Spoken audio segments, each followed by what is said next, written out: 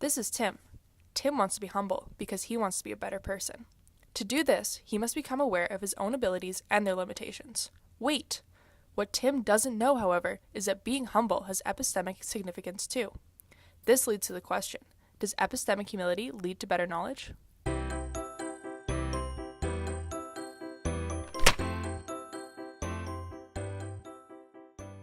So, what exactly does epistemic mean? Epistemic essentially refers to knowledge, how it's created, and how reliable it is. So, epistemic humility refers to an awareness of one's own knowledge, as well as an awareness of one's limited ability to acquire knowledge independently. Oh, so are you saying being humble actually affects the accuracy of the things we know? Yes, let me show you how. Let's look at some disciplines that are affected by whether or not the researcher and individuals participating in research have epistemic humility. In this video, we're going to talk about the fields of disability studies, cultural anthropology, and Indigenous history. Discipline 1. Disability studies. Disability studies is a discipline that studies how disabilities affect the disabled when living in a world that is made for the abled. They then use this knowledge to advocate for the disabled, attempt to ensure that anyone with a disability receives equal human rights, and make the world more accessible for the disabled. Discipline 2. Anthropology. Anthropology is the study of human civilizations past and present through the analysis of a group's culture and materials. There are 4 subdisciplines: biological anthropology, archaeology, linguistic anthropology, and cultural anthropology. Today we will focus on cultural anthropology. Discipline 3. Indigenous history. Indigenous history is the research and presentation of Indigenous peoples' history through various mediums, such as oral history and traditions. This is in an effort to preserve their culture and traditional practices, to ensure that Indigenous perspectives are represented in historical literature. Now that we've outlined the 3 disciplines, we will look at some of the issues that can arise in knowledge production. Have you heard of epistemic injustice? This is when someone is treated unfairly in their capacity as a knower. There are 2 branches, called testimonial and hermeneutical injustice. Testimonial injustice occurs when an individual is deemed less credible due to external factors such as their identity. Hermeneutical injustice is when an individual is wronged due to a lack of common language or understanding. So, how do we prevent these epistemic injustices?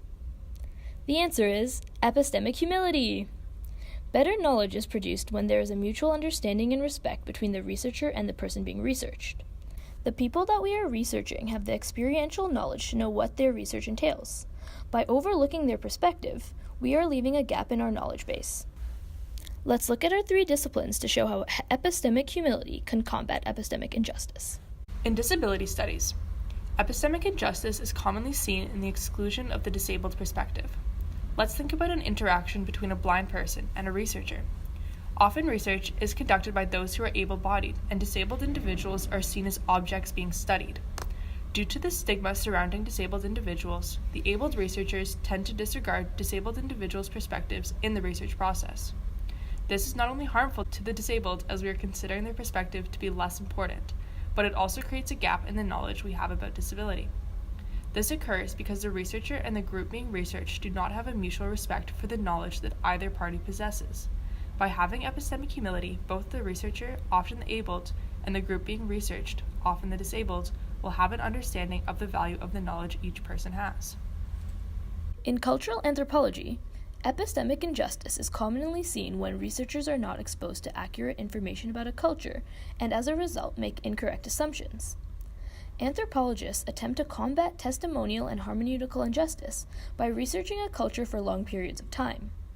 The longer anthropologists are exposed to culture, the more natural their interactions will be with the studied group. Some anthropologists may try to create relationships with the group they're studying to develop trust and a common language in order to gain a deeper understanding of their culture. This demonstrates epistemic humility, as it is necessary for anthropologists to get the most accurate knowledge about a culture. In Indigenous history, epistemic injustice occurs primarily due to the victimization and misrepresentation of Indigenous voices. The stigma attached to the capability of Indigenous people, particularly in academic research, results in testimonial injustice. For example, the Western peer review process does not allow Indigenous oral history to be shared within the discipline. Today, Indigenous historians have come to value traditional perspectives and aim to share this knowledge in ways that reflect their understandings. By taking into account traditional Indigenous practices, Indigenous historians are practicing epistemic humility, which results in better knowledge. So, in conclusion, does epistemic humility lead to better knowledge? Yes, it does. Epistemic humility is definitely one factor that is essential in producing better knowledge. Why? Because by having epistemic humility, researchers are able to improve their own knowledge base by keeping in mind the perspectives of those they are studying. It allows for the mutual respect necessary for researchers and people being researched to work together to find answers to various questions. As we discussed, lack of mutual respect can lead to epistemic injustices that create inaccurate representations of the people we want to learn more about. We need to stop thinking of our subjects of interest as subjects, and instead as people who we want to learn from, and work in collaboration with them in order to create a more complete knowledge base. Fruitful collaboration can never occur without epistemic humility. So remember, to gain better, more complete knowledge, we must have epistemic humility towards everyone affected by the knowledge being produced. Thanks for watching! Make sure to hit the like button! And don't forget to subscribe to our channel. Be sure to tune in next week for a video on psychological safety.